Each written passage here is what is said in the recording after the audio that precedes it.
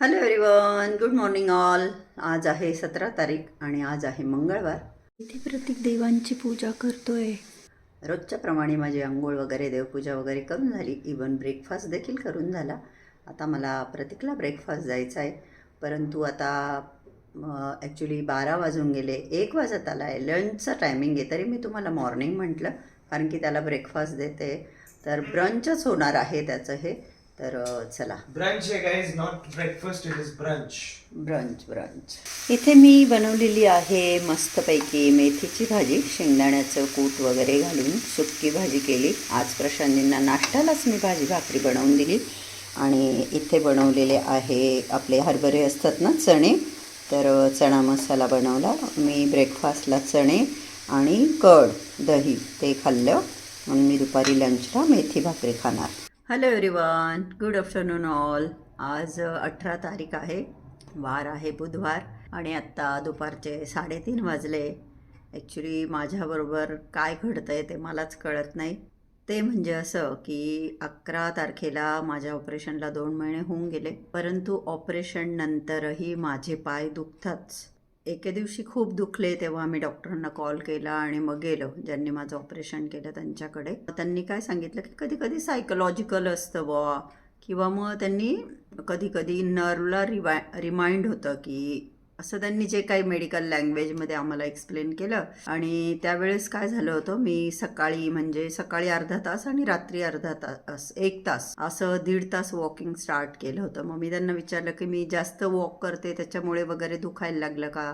तर ते बोलले नाही, कारण त्यांनी मला आधीच सांगितलं होतं की तुम्ही चाला, किती पण चाला, काय प्रॉब्लेम नाही. म्हणजे मी एकदम 1.5 तास नाही, हळूहळू सुरुवात केली. पहिले फक्त खाली जायची, मग 1 राऊंड 2 राऊंड असं वाढवत मी 1.5 तासपर्यंत गेली होती. तर मग डॉक्टर बोलले की नाही, चालण्याने काही होणार नाही. आणि त्यांनी मला जे माझं ऑपरेशन झाल्यापासून जे मेडिसिन चालू आहे रेग्युलर, ते मेडिसिन दिलं. परंतु रोज माझे पाय दुखत आहे. शिवरात्रीच्या दिवशी 4 प्रहरांच्या पूजांमधलं मी प्रथम प्रहर 6 ते 9 पण मी खुर्चीवर बेल्ट लावून बसून मागे सपोर्टला पिलो ठेवून रुद्राभिषेक वगैरे 11वा अध्याय वाचला, नामस्मरण ते सगळं केलं. आणि नंतर 3रा प्रहर म्हणजे 12 ते 1:30 पावणे 2पर्यंत मी परत अभिषेक वगैरे केलं. तर त्याच्या नेक्स्ट डे पण खूप दुखले. तर प्रशांतजी बोलले की तू खूप बसली त्याच्यामुळे तुझे पाय दुखले. पण मग मी त्यांना सांगितलं की माझे रोजच पाय दुखत आहे, म्हणजे असा एकही दिवस जात नाही की माझे पाय नाही दुखत. माझ्या पायाचे पंजे, कधी पोटरी, कधी मांडी, म्हणजे ऑपरेशनच्या आधी जशी सिच्युएशन होती सेम तशीच. इव्हन आत्ता मी तुमच्याशी बोलते तर आत्ताही माझ्या पाय दुखत आहे. तर आम्ही खूप टेन्शनमध्ये आलो. ॲक्च्युली टेन्शनमध्ये आलो म्हणजे ऑपरेशन केल्यानंतर पण पाय नाही दुखायला पाहिजे, तर पाय माझे दुखताच आहे. आम्ही असा विचार केला की आता परत MRI करायचा, एक सेकंड ओपिनियन घ्यायचं असं आम्ही ठरवलं. तर लास्ट टाईम मी MRI NM मेडिकल आम्ही ऑनलाईन बुक केलं होतं. आणि लकीली ते NM मेडिकल डॉक्टर विजय काकतकर जे आहे नाशिकमधले फेमस आर्थो सर्जन, त्यांच्याच नवीन हॉस्पिटलमध्ये 1 फ्लोअर त्यांनी NM मेडिकलला दिलेला आहे, तिथे केलं होतं. आता आम्ही असंच डिसिजन घेतलं की परत MRI करायचा, म्हणजे ऑपरेशनच्या आधीचा MRI आणि ऑपरेशन नंतरचा MRI, आणि मग सेकंड ओपिनियन काकतकर डॉक्टरांचं घ्यायचं ठरवलं. तर युजली विजय काकतकर सरांची अपॉइंटमेंट लगेच नाही मिळत, महिन्याने वगैरे मिळते. पण मी काल फोन केला होता आणि सांगितलं मी माझा जो प्रॉब्लेम आहे, सिरियस आहे जरा.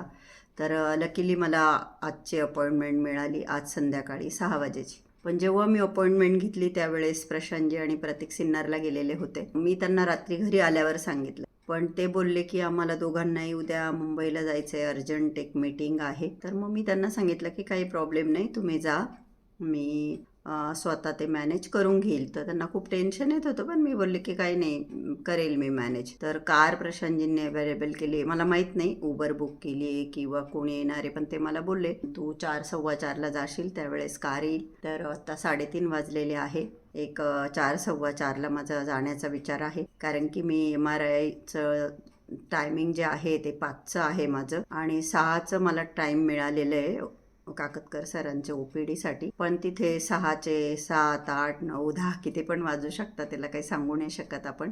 तर आता MRI करणं, डॉक्टरांकडे जाणं, डॉक्टर काय म्हणतील त्यावेळेस पिक्चर क्लिअर होईलच. परंतु मी खूप टेन्शनमध्ये आजच आली असं नाही, रोज जेव्हा माझे पाय दुखतात तेव्हा मला असं वाटतं की बापरे, एवढं ऑपरेशन करून सुद्धा का आपले पाय दुखत असतील, का आपले पाय दुखत असतील. त्यात इतकं झटकपट MRI आणि दुसऱ्या डॉक्टरांचं ओपिनियन घेण्याचं कारण असं, काल मी जेव्हा आईला हे सांगत होते, माझ्या आईने मला 3-4 व्यक्तींचे नावं सांगितले ज्यांना मी पण ओळखते. मणक्याच्या ऑपरेशनच्या अशा 3-4 केसेस घडल्या आहे की डबल ऑपरेशन करावं लागलं. एकदा केल्यानंतर प्रॉपर झालं नाही किंवा काहीतरी इश्यू झाले आणि डबल करावं लागलं. आणि एक तर माझी फ्रेंड आहे भारती म्हणून, तिचं तर आईने सांगितलं की खूप कॉम्प्लिकेशन झाले होते, खूपच सिरियस झाले होते, तिचे टाके पण पिकले होते आणि तिचं पण डबल ऑपरेशन झालं. तर ते सगळं ऐकून मी अजून टेन्शनमध्ये आले की बापरे, असं पण घडतं म्हणजे. तर रिस्क नको घ्यायला म्हणून मी आईशी फोन झाल्या लगेच काकेतकर डॉक्टरांच्या इथे फोन करून अपॉइंटमेंट घेतलेली आहे. तर आणि आज सकाळी जेव्हा देवांची पूजा केली, महाराजांना प्रार्थना केली की कृपा करून माझा MRIमध्ये काहीच प्रॉब्लेम नका येऊ देऊ, माझं ऑपरेशन व्यवस्थितच झालेलं असणार आहे. त्या डॉक्टरांच्या नॉलेजवर तर काही डाऊट नाही, परंतु नेमकं काय घडलं ते आता MRI केल्यानंतरच कळेल. सध्या तर मी खूप नर्वस आहे आणि टेन्शनमध्ये आहे की नेमकं आता MRIमध्ये काय घडेल आणि सगळं ओके असेल ना, असं सगळं आहे. तर अर्धा-पाऊण तासाने मी निघणार आहे, एकटीच जाणार आहे. म्हटलं चला तुमच्याशी पण शेअर करू, कारण की त्यावेळेची सगळी जर्नी मी तुमच्याबरोबर शेअर केली होती माझ्या दुखण्याची. हो, सध्या रेस्टवर असते म्हणून रेग्युलर व्हिडिओ टाकत नाही, तेवढंच एक. बाकी बघू आता पुढे काय होतं. सगळं योग्य असावं, अशी काही वेळ माझ्यावर येऊ नये की कॉम्प्लिकेशन्स काय होऊ नये, एवढीच देवाजवळ प्रार्थना. तर आत्ताच मी पेरू खाल्ला, एक पेरू घेतला, कट केला, त्याच्यावर थोडं मीठ तिखट काढून तिखट टाकून खाल्लं. तर बघू, एक अर्धा तासाने मी जाईल मग हॉस्पिटलमध्ये. 4:15 वाजले बरोबर आणि खाली गाडी आली. मला फोन आला माझ्या नंबरवर की मी मॅडम खाली आलो आहे. मला माहीत नाही नेमकं कोण आहे, आवाज ओळखीचाच वाटला मला, म्हणजे कधीतरी ऐकल्यासारखा वाटला. तर हाच स्टॉप माझा कायम वरती असतो आणि मी तोच कायम घालून जात असते. तर चला निघाली आहे मी आता दवाखान्यात जाण्यासाठी. आणि पोचली मी NM मेडिकल. डिसेंबरमध्ये मी इथेच MRI केला होता आणि मी बोलली ना, मला ड्रायव्हरचा कॉल आला, तो ओळखीचा आवाज वाटला. आम्ही नाशिकला ज्या वेळेस राहत होतो, नाशिकला आम्ही 7 वर्ष ड्रीम सिटीमध्ये होतो, मी बऱ्याचदा सांगितलं आहे तुम्हाला.